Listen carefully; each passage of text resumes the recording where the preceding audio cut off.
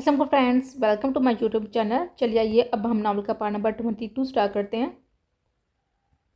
वो सब वापस फार्म हाउस आ चुके थे, मगर कोई भी सुकून की हालत में ना था। सब हैरान और परेशान थे कि आखिर वो ऐसे कैसे कर सकता है। बीस का जो भी प्लान होता था रॉयल बीस के हुक्म पर सबकी तनबीह करता था, मगर आज वो खुद बीस के हुक्म के खिलाफ जगह कितना बड़ा नुकसान कर बैठा था, ना सिर्फ अपना बल्कि सबका ही।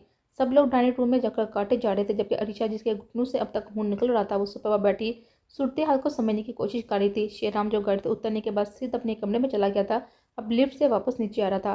इसको कमरे के पास आता देखकर सब उसकी तरफ मुतवज्जो हो गए थे, जबकि अरीशा को तो ये नफसियाती शख्स अब किसी जहर से कम ना लग रहा था। आखिर कितना अन्नापरस था, कितना जालिम था कि वो अपने मकसद के लिए इस बेचारी को जख्म देने से भी पीछे नहीं हटा था। शेराम चेहरे पर इंतहाई गुस्से के साथ लिए हुए ड्राइंग रूम के अंदर आया। एक हाथ में फ़ोन था, जबकि दूसरा हाथ पेन की जेब में था। वो मोबाइल में अब तक कुछ टाइप करने में मसरूफ था। जब तक वो खुद तो कुछ ना बोलता था, किसी की हिम्मत ना थी कि उसे कुछ भी कहने की। अपने रूम में जा। शर्म के पापा ऋचा नासमझी से उसको देखने लगे। शर्म का लहजा बहुत सा था, मगर आवाज़ धीमी थी। तुमने मुझसे कहा, तुम्हें लगता है कि मैं तुम्हारी हर बात मानती रहूंगी, मगर ऐसा? आई सेड अपने रूम में जाओ, बिना किसी किस्म के बकवास किए। शर्म की आवाज़ पर वो एक यकदम चौंकी, बल्कि वहाँ खड़े सब लोग भी सहम गए थे, क्योंकि शर्म के गुस्से का सबको बहुत अच्छे से पता था। मगर अरीशा कहाँ जानती थी कि इस तरह की सूरत में शराम शराम नहीं रहता, बल्कि उसके अंदर का बीस जाग उठता है। अरीशा को शराम की आंखों की तपश से एक अलग ही उलझन महसूस हो रही थी। वो मजीद उस व्यासी निगाहों से बचने के लिए वहाँ से चुपचाप जाने लगी, मगर उसे चलने में काफ़ी मुश्किल पेश आ रही थी। वहाँ खड़े सब लोग उसकी तकलीफ देखी नहीं जा रही थी। महर आगे बढ़कर उसको सहारा देने लगी थी। महर आगे बढ़कर उसको सहारा देने लगे थे। जब शराम ने गुस्से से उसको घूरा तो वो जल्दी से पीछे हो गई। अरीशा उसकी बेहसी को देख रही थी। आह, किस कदर जुल्म डांटा था वो उस लड़की पर। अरीशा ने एक नजर उसे गुस्से से घूरा, जो पहले ही उसे देख रहा था। फिर हल्के हल्के कदम उठाते हुए वो बाहर लिफ्ट की तरफ गई और लिफ्ट से ऊपर जब वो जा चुकी थी, तब बीस ने बात का आगाज़ किया। हमें उसे बचाना होगा। मगर बीस, अगर हम उसे बचानेंगे तो डॉन और एसके को हमारी पहचान पता चल जाएगी और फिर सब कुछ खत्म हो जाएगा। फिर यकीनन वो हमसे डिवाइस की भी डिमांड करेगा, ना सिर्फ टॉप वन बल्कि बाकी सारी डिवाइसेस की भी। बासम नॉन बासम नॉन स्टॉप बोलता जा रहा था, जबकि सब लोग ही उसकी बात से मुतफिक थे। मुझे लगता है कि हमें उसकी कॉल का इंतज़ार करना चाहिए। नौफर ने बिना सोचे ये बात कही थी। ऐसा नहीं हो सकता कि हम अगर इंतज़ार करते रहेंगे तो वो मज़ीद आगे बढ़ जाएगा। हमें फ़ौरी तौर पर कुछ करना होगा, बासम ने फिर से कहा, जबकि बीस खामोशी से उनकी बातें सुन रहा था। बीस, तुम क्या कहते हो, क्या करना चाहिए? ज़रूरी इक़दाम। जहाँ जहाँ हमारी जड़ें मजबूत हो, वो इन्हें खोखला करने की कोशिश करेगा। एक तरफ वो हमसे डिवाइस की डिमांड भी करेगा और दूसरी तरफ वो हमारे बारे में जानने के लिए रोहेल की ज़ुबान खिलवाना चाहेगा, मगर खिलवा नहीं पाएगा। बीस के कुछ सोचते हुए कहा, तो अब हमें क्या करना चाहिए? क्या हम उसे सारी डिवाइसेस दे देंगे? अगर ना दी तो वो आरजे को मारने की धमकी देगा। नौफर ने अपना डर जाहिर किया, जिस पर महर और हुरैन का मुंह उतर सा गया था। बासम, जो प्राइवेट नंबर तुम्हारे पास है ना, उसे ऑन करो। पहले भी डॉन ने इसी नंबर से रब्ता किया था, यकीनन वो अब दोबारा ऐसा ही करेगा। ओके बीस, मैं आज ही इस नंबर को एक्टिव कर दूंगा। गुड हुरैन, तुम्हारी सीखी हुई हैकिंग को इस्तेमाल करने का वक्त आ चुका है। वो नंबर जो लास्ट टाइम रोहेल के पास था, उसे ट्रेस करने की कोशिश करो और मुमकिन हुआ तो हैक भी कर लेना। जो भी डिटेल मिले मुझे बताना। ओके बीस। बीस के पापा हुरैन ने एक बहादुर सिपाही की तरह जवाब दिया, जबकि महड और नौफल परेशान हाल एक दूसरे को देख रहे थे। फिक्र मत करो, तुम लोगों के लिए जो काम मेरे पास है वो काफ़ी मुश्किल और अहम काम है। डिनर के बाद दोनों इधर आना। ठीक है बीस। दोनों ने यकजान होकर जवाब दिया था। तो बीस ने सिपाही में सर हिलाया और सबको जाने का इशारा किया, और उनके जाते ही वो सोफे पर बैठ गया। अपने गुस्से को कम करने की नाकाम कोशिश करने लगा था। आरजे आहर, क्यों? क्योंकि तुमने इतनी बड़ी हमाकत क्यों? क्या? क्या कह रही है तुम? ऐसा कैसे हो सकता है? उसने जिद की और तुमने उसकी बात मान ली। तुम्हें ज़रा सा भी अंदाज़ा है कि कितनी नाजुक सूरत हाल चल रही है? ऐसे में सबको करना बिल्कुल भी मुनासिब नहीं था। अल्लाह ना करे मगर मसला हो जाता तो कौन होगा उसका जिम्मेदार? तुम, मैं या वो? इंस्पेक्टर रिजवान, जो इस वक्त अपने ऑफिस में मौजूद था, वो माही को शक के भरोसे अस्पताल छोड़कर खुद ही अपनी ड्यूटी अंजाम देने आए थे। न जाने कब से फूंपा चलाए जा रहे थे। आहड़ कुदरत भी किस किस तरह से उनका इम्तिहान ले रही थी। विभिन्न बातों में मसरूफ थे, जब उनके पर्सनल नंबर पर किसी अननोन नंबर से कॉल आने लगे। पल में उनके चेहरे का रंग उठ सा गया था। उन्हें डर था, न जाने किस बात का। माथे पर पसीने की बूंदें उभरने लगी थी। वो जब वे अंदाज में जेब से रुमाल निकालकर माथे पर आए पसीने को साफ करने लगे। या अल्लाह, जैसा मैं सोच रहा हूँ वैसा ना होने देना। अल्लाह का नाम लेकर उनने कॉल रिसीव की। हेलो। दूसरी तरफ से बस एक अल्फाज सुना और उसका चेहरा सुर्ख पड़ गया। हाथ से मोबाइल छूकर ज़मीन पर जा गिरा। उन्हें अपने सीधे हाथ की जानब एक अजीब सा दर्द महसूस होने लगा था। दर्द की शिद्दत ज़्यादा तो ना थी, मगर जो उनके कानून ने सुना था उसे सुनकर उन्हें यह दर्द कुछ भी नहीं होने लगा था। और वो कितने इम्तिहान और कितने इम्तिहान बाकी रह गए हैं और कितना सब्र करना होगा। वो इस वक्त अपने ज़हमी वजूद के साथ बेहोशी के हाथ में कुर्सी पर न डाल पड़ा हुआ था। न जाने इस पर कितना तशद्दुद किया गया था। उसका पूरा वजूद खून हो चुका था। हाथों और पैरों को रस्सियों की मदद से बांधा हुआ था। सर से भी खून निकल रहा था। शायद पीछे से उसके सर पर वार किया गया था, जिससे दिमाग पर अचानक वाली चोट से वो बेहोश हो गया था, मगर साहब उसे हल्का सा होश आने लगा था। दिमाग पर चोट लगने की वजह से दर्द महसूस हो रहा था। सर चकरा रहा था। बड़ी आंखों से मुश्किल आंखें खोलकर उसने इतराफ में देखा, जहाँ मुकम्मल अंधेरा था, जिस वजह से जगह कुछ पता नहीं चल रहा था। ये कोई कमरा था या फिर कोई तहखाना। उसे अपने पूरे जिस्म में अजीब सा दर्द महसूस हो रहा था। अपने आप को इस अनजान जगह पर उस हाल में पाकर वो चीखने लगा, कहाँ हूँ मैं? क्या यहाँ कोई है? इस सुनसान सी जगह पर उसकी आवाज़ें गूंज रही थी, जिससे मालूम हो रहा था कि ये कोई तहखाना ही है। मगर कसवाका को जॉब न आया था। वो यहाँ अकेला ही तो बांधा था। ये मैंने क्या कर दिया? मुझे ऐसा नहीं करना चाहता। ऐसा नहीं हो सकता। अभी सब कुछ बर्बाद हो चुका है, सब कुछ। वो भी सिर्फ और सिर्फ मेरी वजह से।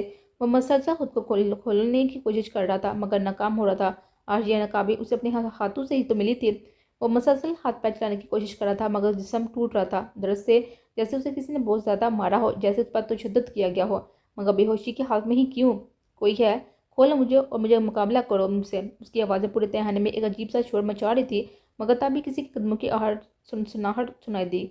वह हुड्डी में मलबूस शख्स, जिसके मुंह पर मास्क लगा हुआ था, वह कदम बढ़ाता हुआ रुहेल के करीब आने लगा। उसके आते ही एक बल्ब, जिसकी रोशनी शायद रुहेल के वजूद तक महदूद थी, जलने लगा। वो शख्स बिल्कुल रुहेल की कुर्सी के करीब आ खड़ा हुआ। रुहेल ने गर्दन ऊंची करके उसे देखने की कोशिश की, मगर आंखों के सिवा कुछ देख ना पाया था। हाथ पर हाथ बांधे खड़ा वो शख्स मसलसल उठे घूरा था। कौन हो तुम? खोलो मुझे। यूं बांध कर क्या साबित करना चाहते हो कि बहुत ताकतवर तुम? हाथ खोलो, मेरे बराबरी का मुकाबला करके दिखाओ। हरा कर दिखाओ मुझे, मानूंगा मैं। रुहेल की इस ताला कलामी पर उस शख्स ने एक जोर तक कहकर पूरे तहखाने में गूंजा, जिसे उसकी बात को मजाक में उड़ा रहा हो। रस्सी चल गई, मगर बल नहीं गया। वो रेहल के खून में लथपथ वजूद को अफसोस पर निगाहों से देखकर एक अलग ही अंदाज में कहने लगा था, जिस पर रेहल गुस्से से घुराया। मगर सामने खड़े वजूद पर तो जैसे उसके गुस्से का कोई असर नहीं हो रहा था। वो तो उसकी इस बेबसी से लुत्फ अंदोज हो रहा था। वैसे ये बात तो माननी पड़ेगी, इंस्पेक्टर साहब तो बहुत खुश नसीब निकले कि उनका होने वाला दामाद तो वाकई इंतहाई बहादुर और वफादार है। वैसे मैं इंस्पेक्टर साहब से ये उम्मीद तो बिल्कुल भी नहीं थी कि वो हमसे इस तरह बीच रास्ते में बेवफाई कर जाएंगे। उस शख्स की आवाज़ काफ़ी बाहर थी, जबकि लहजा जख्मों पर नमक के बराबर था। बकवास बंद करो और खोलो मुझे, फिर देखो मैं तुम्हारा क्या हासिल करता हूँ। रुहेल का बस नहीं चल रहा था कि सामने खड़े शख्स की हड्डियां तोड़ दे। वैसे किस तरह ससुर होने वाले दामाद ने मिलकर शातिर दिमागी से इतना कुछ प्लान किया, मगर अफसोस अब सब कुछ खत्म। गलती तो बहुत बड़ी है, इसलिए सजा भी जरूर मिलेगी। बेचारी माही, पता नहीं क्या बनेगा उसका। Just shut up. अपनी गंदी जुबान से मेरी मोहब्बत का नाम लेने का सोचा ना भी मत। माही का नाम सुनकर रुहेल का खून खोलने लगा था, और क्यों ना खोलता। और वो शख्स जिसे डिठाई से उसका अपनी जुबान से माही का नाम ले रहा था, मगर शायद यह बात कोई भी नहीं जानता था कि माही अब रुहेल की बीवी बन चुकी थी। हाँ हाँ हाँ, वाह भाई वाह, क्या मोहब्बत है। उस शख्स का झुकाव अब रुहेल पर था। उसने रुहेल के बाल को मजबूती से पकड़कर खींचा, जिस पर रुहेल को अपना सर में एक अजीब सी सुनसुनाहट महसूस होने लगी थी। बहुत जल्द तुम्हारी ये अक्ल निकलने वाली है, जानते हो तुम। और तुम्हारा वो एक घुटनों के बल बैठकर डॉन से माफ़ी मांगेगा, और वो दिन दूर नहीं जब तुम्हारा पूरा गैंग हमारे डॉन के लिए काम करेगा। उसका अंदाज बड़ा माला था, जो रुहेल के तन बदन में आग लगा गया था।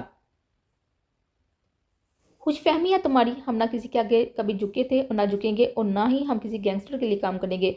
ये सारे काम ना मर्दों के हैं, जैसे कि तुम। इस बार रुहेल का जवाब सामने मौजूद शख्स के मुंह पर तमाचे के बराबर था, जिस पर उसकी गिरफ्त में मजीद शिद्दत आने लगी थी, और आंखों में अजीब सी तासरात आ गए। बंद करो अपनी बकवास, बंद। बस बहुत हुआ। उस शख्स के लिए अब कुछ भी सुनना मजीद मुश्किल हो गया था। वो जेब से अपनी पट्टी निकाल कर रुहेल के मुंह पर बांधने लगा। अब तुम यहीं पर सड़ो जब तक तुम्हारी अक्ल नहीं निकल जाती।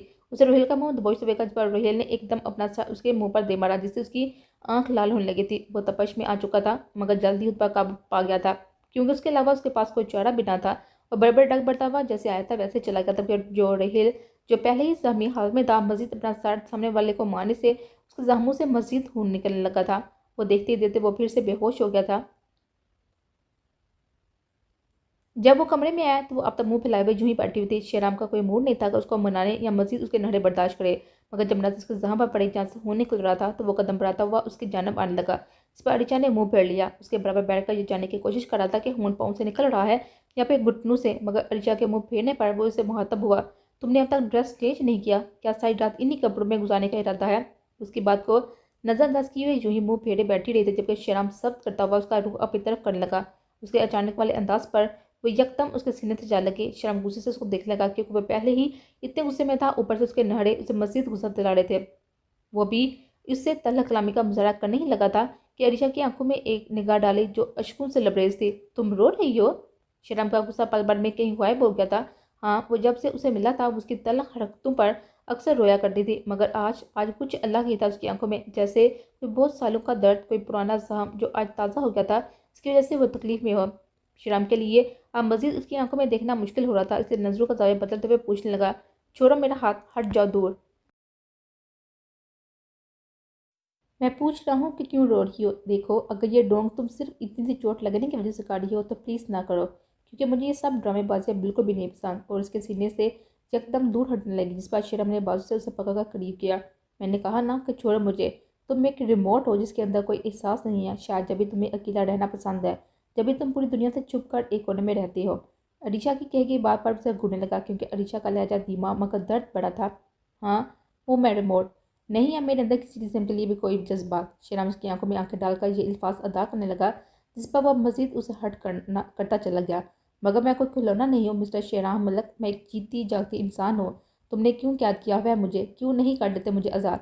तुम किस किस तरह से मेरा इस्तेमाल करते हो? जब दिल चाहता है प्यार करते हो, जब दिल चाहता है उठाकर किसी फालतू शय की तरह फेंक देते हो। आखिर क्यों करते हो तुम ऐसा?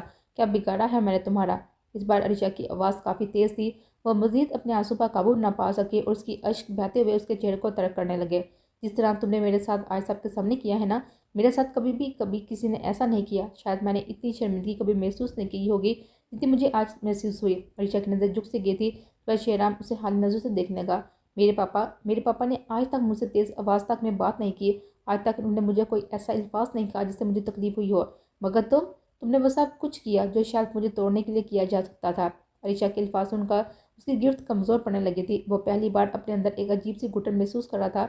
वो वाकई ये तो वो जानता था कि अरीशा को कितने लाड़ प्यार से पाला गया था, तभी उसे तलाक लहजे बर्दाश्त करने की बिल्कुल भी आदत ना थी। वो जब चाहे जिसे चाहे कुछ भी कह सकती थी, मगर पलट कर जवाब देने की किसी को इजाज़त ना थी। मानती हूँ मैं सर फिरी हूँ, खुद सर हूँ, बदतमीज़ हूँ, नवाबजादी हूँ, सब बहुत बुरी हूँ, मगर मेरी ज़ात से चाहती किसी को कोई तकलीफ हुई होगी। तुमने मुझे जीते जी मार दिया चेहरा। तुमने मुझे खिलौने की तरह समझ लिया है। काश तुमसे मिलने से अच्छा मुझे मौत आ जाती। बस बहुत हो गया। अर्चा का आखिरी जुमला उस पर पहाड़ बनकर टूटा था, और वो ऐसा कुछ तो नहीं चाहता था। वो तो उसे अपनी मलकियत में समझ कर उस पर जो दिल चाहे जुल्म करता था, मगर उसे खुद से दूर करने का तस्वर भी नहीं करता था वो कड़वा इंसान। वह उठा, साइड टेबल के दराज से फर्स्ट एड बॉक्स निकाल कर उसके पास आया। एक रुई की मदद से उसके पाँव पर लगा हुआ खून साफ करने लगा। जाओ, जाकर ये ड्रेस चेंज करो ताकि जहम पर मरहम लगाया जाए। अब क्या मरहम लगाना, जब जहम ही तुमने दिया हो? वो जाते जाते ये अल्फाज अदा कर गए थे जो शर्म को मजीद कुटर में मुतला कर गए थे, मगर वह जल्दी खुद की हाथ पर काबू पा गया था। तकरीबन 5 मिनट बाद वह ट्राउज़र और शर्ट पहने हुए वापस अपनी जगह पर बैठी तो शर्म समय पर घुटनों के बल बैठे उसके जम को देखने लगा। वो ना सिर्फ घुटनों से बल्कि नीचे हड्डी पर लगे हुए घसीटने से भी रस रहा था। उसके पाँव को अपने पैर पर रखता हुआ ऊपर लगा हुआ खून साफ करने लगा। चोट ज़्यादा गहरी नहीं थी, जम जल्दी ठीक हो जाएगा। शर्म अब मरहम लगा रहा था, जबकि वह शर्म की बात को इग्नोर करती हुई आंखें मसलने लगी थी। जमा पहले ही काफ़ी लाल हो चुकी थी। बस कर दो, हटाओ आप आंखों पर थे हाथ, ऑलरेडी इतनी रेड कर ली हैं, ऊपर से इन्फेक्शन करवाने का शौक हो रहा है मैडम को। शर्म के बाप पर वो अपने आंखों पर से हाथ हटाने लगी। अब उसका ध्यान अपने जहाँ पर था, जिससे उसे जलन महसूस हो रही थी। दर्द की शिद्दत इतनी तो ना थी, मगर उसे फिर से रोना आने लगा था। उफ, बस थोड़ा सा रह गया है ना, प्लीज़ रोना बंद करो। अच्छा, बच्चों की तरह आंसू साफ करो, शाबाश। शेराम तो यूं ही बच्चों की तरह रोता देख कर नर्म लहजे में कहने लगा, मुझे पेन हो रहा है। चेहरे से तो वाकई साफ जाहिर हो रहा था कि उसे इस छोटे से जम से काफ़ी तकलीफ हो रही है। शेराम का उसे ये तकलीफ देना बहुत ही मुश्किल लग रहा था। बस मेरी जान डांट देखो, बस इतना सा तो काम था, हो गया, चलो शाबाश, अब रोना बंद करो। शेराम से बैठ के क्राउन से लगाते हुए खुद कपड़े चेंज करने चला गया था और कुछ ही देर बाद उसके बराबर आ बैठा।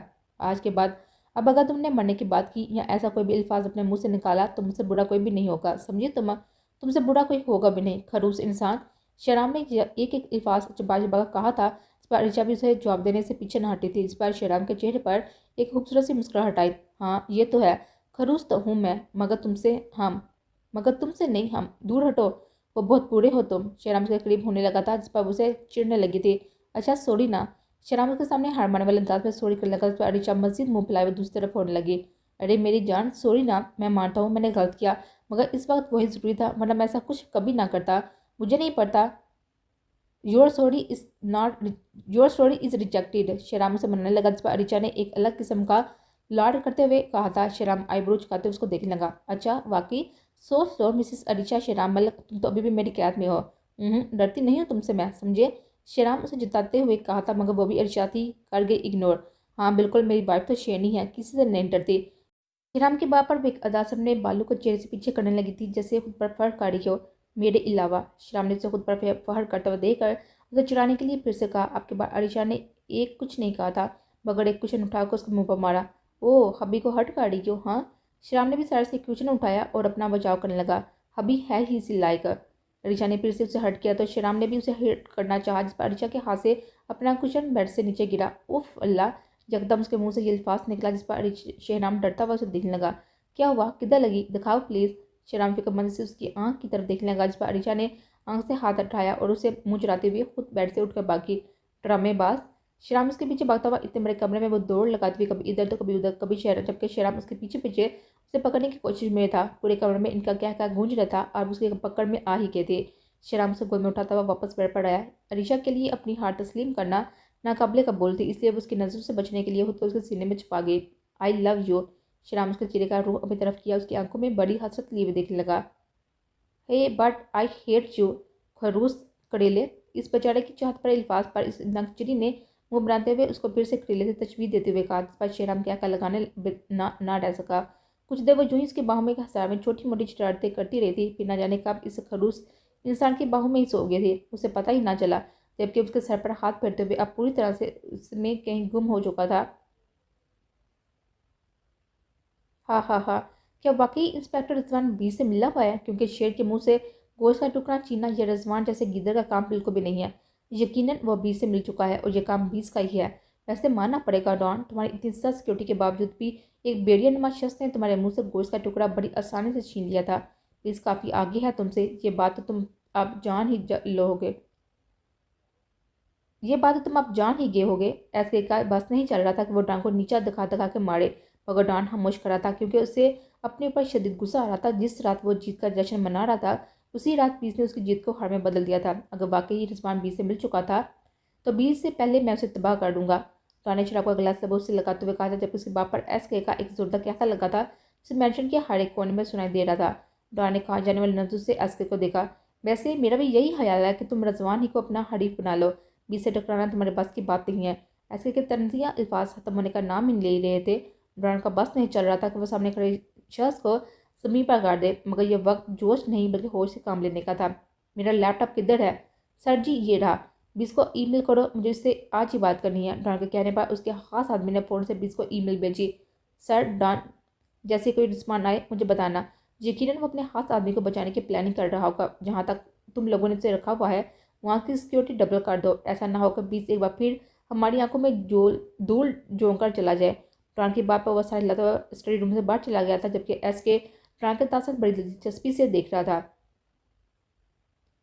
20 प्राइवेट नंबर पर कोई कॉल या मैसेज रिसीव नहीं हुआ, लेकिन हमारी ईमेल पर जिस पर हमने डॉन को पहली बार धमकी दी थी, उस पर आज पहली बार डॉन की तरफ से ईमेल रिसीव हुआ है, जिसमें वो कह रहा है कि तुमसे बात करनी है।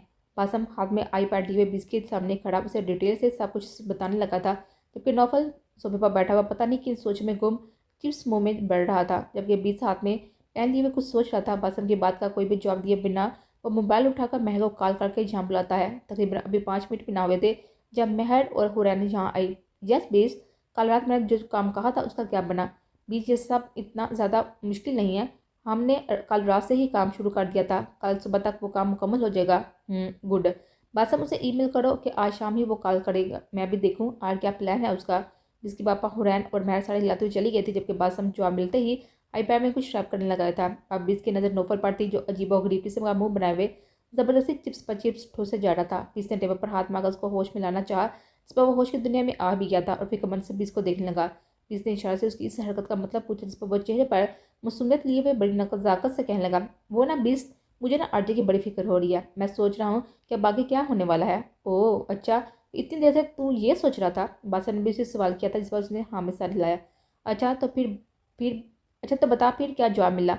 मेरा मतलब है क्या सोचा है अब तक? कुछ भी समझ नहीं आया। नोफे ने मुंह बनाते हुए कहा, जिस पर बासम ने पहले उसे फिर सोफे पर गिरे हुए चिप्स के 5-6 खाली पैकेट्स को देखे। तेरे कहने का मतलब है कि अब तक कोई जॉब नहीं मिला? अब तक तेरे खाली दिमाग के कुछ पल्ले नहीं पड़ा? तुझे पता है तो अब तक चिप्स के कितने पैकेट्स ज़ाया कर चुका है? जब इस दिमाग में भूसे के अलावा कुछ बढ़ना ही नहीं है, तो क्यों इतना ठोस से जा रहा है? असद का बस नहीं चल रहा था कि उसके हाथ से चिप्स का पैकेट ही छीन ले। लगा दिया अपनी नज़र, तुझे तो कुछ हजम नहीं होता ना, हर चीज़ पर नज़र होती है तेरी। नौफल ने फिर से मुंह बनाता हुआ कहा, जब तक शराम आरजे के बारे में सोच रहा था तब इसका मोबाइल बजने लगा। अब तुम लोग जा सकते हो। उसका इशारा मिलते ही बासम और नौफल वहाँ से जाने लगे। अपना ये कूड़ा कचरा साथ लेकर जाओ, बीस के साथ लाजे पर नौफल जल्दी से सारे पैकेट्स अपने हाथों में उठाए वहाँ से बाहर भागा, जबकि अपीस अपनी फ़ोन कॉल की तरफ मुतवज्जो हो गया।